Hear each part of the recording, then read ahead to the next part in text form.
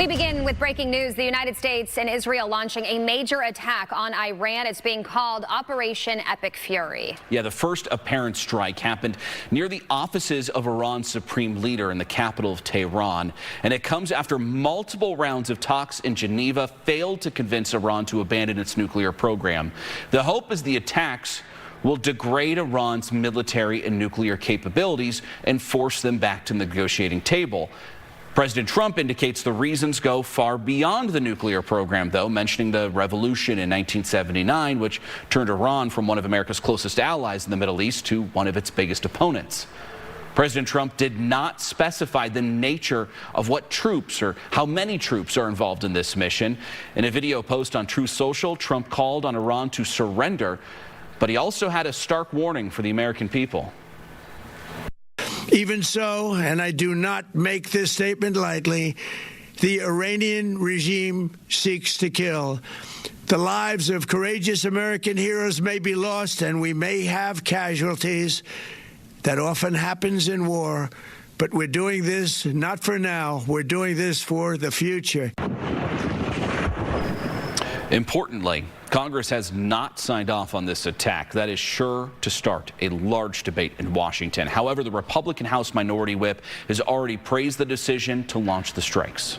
A new video this hour on one of the Israeli airstrikes in Iran shows that strike, the missile launchers in western Iran. You can see the impacts of those strikes followed by a huge explosion. The Israeli Defense Forces posting this video to their YouTube page, and one of the first military videos we have seen so far of the strikes. Well, meantime, the Israeli government has declared the state of emergency as Iran launches its own retaliatory strikes.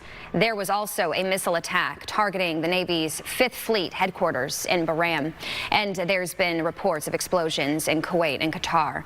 Iranian-backed Houthi rebels are also promising to resume attacks on the Red Sea shipping routes and on Israel.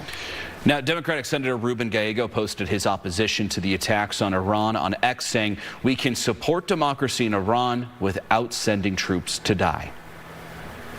And Arizona Senator Mark Kelly releasing a statement just minutes ago criticizing the president's decision to strike Iran and saying, in part, the United States has the most capable military in the world. I have complete confidence in our service members, and I am praying for their safety.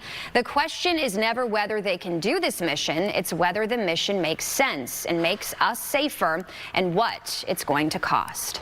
All of this has been breaking over the last several hours. We've continued to track this, trying to get up to the second information to you. So stay with Fox 10 for continuing coverage of these strikes, the impacts of them, what it all means. And if President Trump delivers an address again this morning, we will bring that to you live when it happens.